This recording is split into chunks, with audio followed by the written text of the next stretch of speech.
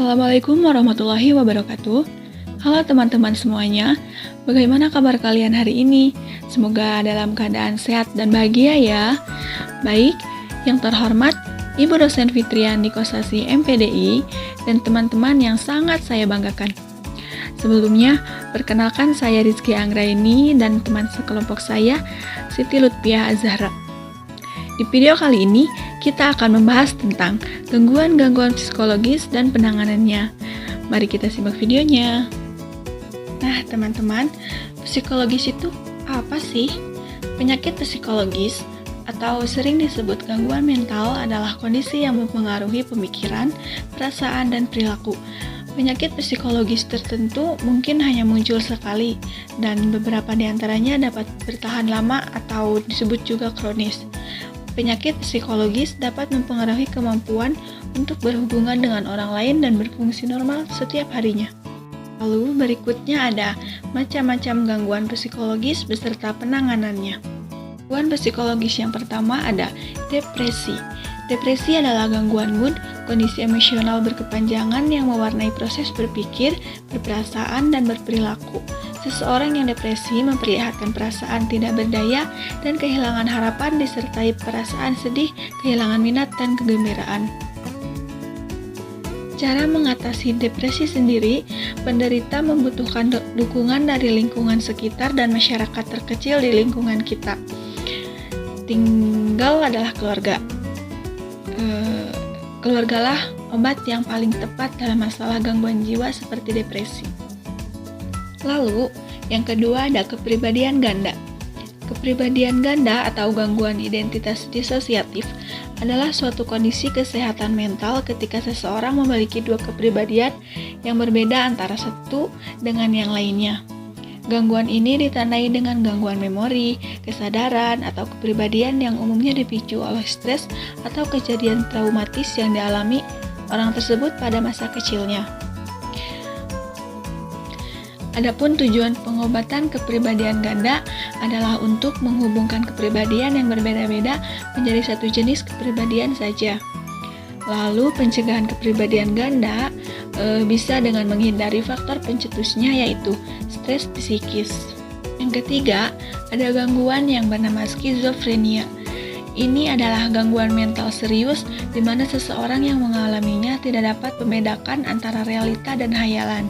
Skizofrenia dapat menyebabkan halusinasi, delusi, dan gangguan berpikir yang menyebabkan kelainan perilaku dan berbicara. Pengidap skizofrenia berpotensi untuk kehilangan fungsinya sebagai manusia secara utuh akibat gangguan berpikir dan motorik. Umumnya, skizofrenia terjadi saat seseorang berada di akhir usia remaja dan mulai menapaki usia dewasa. Skizofrenia dapat diobati dengan mengombinasikan obat-obatan melalui terapi psikologis dan terapi kejut listrik atau elektrokonvulsif. Nah, cara untuk pencegahannya, saat ini tindakan pencegahan skizofrenia secara spesifik belum tersedia. Namun, pemeriksaan dini bisa membantu mengurangi tingkat keparahan gejalanya. Keharmonisan keluarga juga menjadi hal yang penting untuk dijaga. Begitu pula dengan melakukan kegiatan positif dan rutin berolahraga. Berikutnya, ada gangguan demensia. Demensia adalah penurunan fungsi kognitif ekstrim saat seseorang menua. Walaupun demensia sebenarnya bukan digolongkan sebagai gangguan psikologis, namun keadaan ini dapat berpengaruh pada kapasitas belajar, kalkulasi, orientasi, bahasa, dan kemampuan mengambil keputusan. Demensia tidak dapat dicegah, namun terdapat beberapa cara yang dapat dilakukan untuk menekan risikonya. Perlu diingat ya teman-teman, demensia dengan pikun itu berbeda ya. Gangguan psikologis selanjutnya adalah cemas berlebih. Dalam dunia medis, macam-macam gangguan psikologis yang berkaitan dengan rasa cemas berlebih disebut Generalized Anxiety Disorder atau GAD. Berbeda dengan rasa cemas dan tegang yang umum dirasakan manusia saat berhadapan dengan situasi tertentu. Penderita ini terus-menerus merasa cemas meski tanpa akan merasa segala hal tidak akan berjalan sesuai dengan harapan.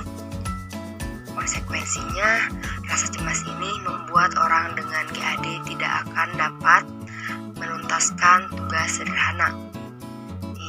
Ada beberapa tips untuk penanganan cemas berlebih.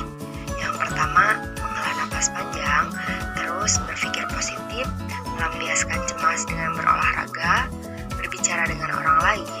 Yang terakhir adalah melakukan hal yang disenangi oleh pengidap GAD atau pengidap cemas berlebih. Gangguan psikologis yang selanjutnya adalah OCD atau Obsessive Compulsive Disorder. OCD ini adalah jenis gangguan mental. Orang dengan pengidap OCD memiliki pikiran dan dorongan yang tidak dapat dikendalikan dan berulang, serta kompulsif atau paksaan. Faktor resiko diikuti beberapa faktor, yaitu ada faktor keturunan, faktor struktur otak dan fungsinya, serta lingkungan hidup. Namun, hal yang paling mempengaruhi adalah lingkungan hidup yang tidak mendukung perkembangan psikis pengidap sewaktu kecil. Nah, OCD juga tidak bisa disembuhkan, namun pengidap bisa meredakan gejala yang mengganggu aktivitas mereka dengan menjalani beberapa pengobatan, yaitu obat-obatan, psikoterapi, atau kombinasi keduanya. Gangguan psikologis yang selanjutnya adalah fobia sosial atau social anxiety disorder. Nah, fobia sosial ini adalah gangguan kesehatan yang ditandai dengan rasa takut akan diawasi, dihakimi, atau dipermalukan oleh orang lain. Fobia sosial ini dikenal juga dengan istilah gangguan kecemasan. Untuk pencegahan fobia sosial, belum diketahui cara untuk mencegahnya. Namun, ada beberapa cara yang bisa dilakukan untuk menghindari keparahan gejala jika sosial. Nah, yang pertama yaitu menghindari penggunaan nafza. Yang kedua, menjalani terapi relaksasi. Yang ketiga, memberanikan diri menghadapi situasi yang memicu cemas secara bertahap. Yang keempat, ada berkonsultasi dengan psikologi atau dokter terkait metode pengobatan yang tepat bagi pengidap fobia sosial. Gangguan psikologi selanjutnya ada autisme atau Autism Spectrum Disorder, disingkat menjadi ASD, atau yang lebih sering disebut autisme. Nah, autisme ini merupakan gangguan perkembangan syaraf. Gangguan tersebut mempengaruhi perkembangan bahasa dan kemampuan seseorang berinteraksi serta berperilaku.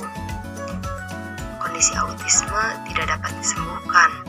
Meski begitu, ada banyak jenis penanganan yang dapat dilakukan untuk membantu penyandang autisme. Nah, tujuannya agar mereka dapat menyesuaikan diri dalam kehidupan sehari-hari dan mengembangkan potensi dalam diri mereka secara optimal. Nah, untuk penanganannya atau tindakannya dilakukan berbeda-beda untuk setiap penyandang autisme. Tapi pada umumnya pengidap atau penyandang autisme diberikan penanganan berupa terapi. Gangguan psikologis yang selanjutnya ada narsistik. Narsistik adalah kondisi gangguan kepribadian di mana seseorang akan menganggap dirinya sangat penting dan harus dikagumi. Pengidap gangguan ini hampir selalu merasa dirinya lebih baik dibandingkan dengan orang lain. Untuk beberapa kasus, orang dengan gangguan kepribadian narsistik diketahui selalu membangun itu adalah hal yang biasa saja. Nah, Siapa di sini yang selalu menganggap dirinya sangat penting dan harus dikagumi oleh orang lain? Nah, awas loh ya, ini adalah salah satu gangguan psikologis loh. Hati-hati ya, jangan sampai kalian selalu menganggap diri kalian sangat penting dan harus dikagumi oleh orang lain. Nah, narsistik sendiri memiliki latar belakang kisah yang disebut berasal dari Yunani. Nah, dikisahkan seorang pemuda bernama Narsisus jatuh cinta pada bayangannya sendiri ketika tidak sengaja melihat dirinya pada kolam air. Nah, itulah mengapa narsistik identik dengan kebiasaan terlalu membanggakan dan mencintai diri sendiri. Tapi mencintai di sininya mencintai over ya, bukan kalau mencintai diri sendiri dengan sewajarnya itu wajar-wajar saja. Tetapi kalau mencintai diri sendirinya sudah over seperti yang dijelaskan sebelumnya, nah berarti itu sudah termasuk ke dalam gangguan psikologis. Nah, pengidap narsistik juga biasanya memiliki empati yang sangat rendah terhadap orang lain dan menganggap dirinya lebih penting daripada orang lain. Pengidap gangguan kepribadian narsistik memiliki perasaan yang mudah tersinggung, bisa dengan mudah merasakan depresi ketika mereka dikritik oleh orang lain, meskipun mereka memiliki tingkat kepercayaan diri yang lebih tinggi. Untuk pengobatan terhadap gangguan ini bisa dilakukan dengan terapi, seperti mengunjungi psikologis atau terapi di rumah dengan melibatkan anggota keluarga. Untuk metode terapinya bisa digunakan yaitu psikoterapi. Nah, psikoterapi bertujuan untuk membangun harga diri dan juga membimbing pengidapnya agar punya harapan yang realistis. Kesimpulan untuk materi kali ini yaitu gejala dari beberapa macam gangguan psikologis bisa semakin buruk apabila tidak segera ditangani. Itulah mengapa sebaiknya seseorang tidak diremehkan atau bahkan dianggap gila saat menunjukkan gejala gangguan mental atau psikologis. Jika bingung gangguan psikologis, masih bisa menjalani hari dan meningkatkan kualitas hidupnya. Tak kalah penting, lingkungan sekitar terdekat seperti keluarga dan sahabat harus memberikan dukungan untuk bisa menghadapi gangguan psikologis. Ketahui apa pemicu dan hal yang membuatnya semakin buruk, lalu cari tahu cara mengobatinya. Sekian presentasi dari kami. Mohon maaf apabila masih banyak kesalahan karena kami masih dalam tahap pembelajaran. Oke teman-teman, jangan lupa like, share, comment, and subscribe. Thank you. Assalamualaikum warahmatullahi wabarakatuh.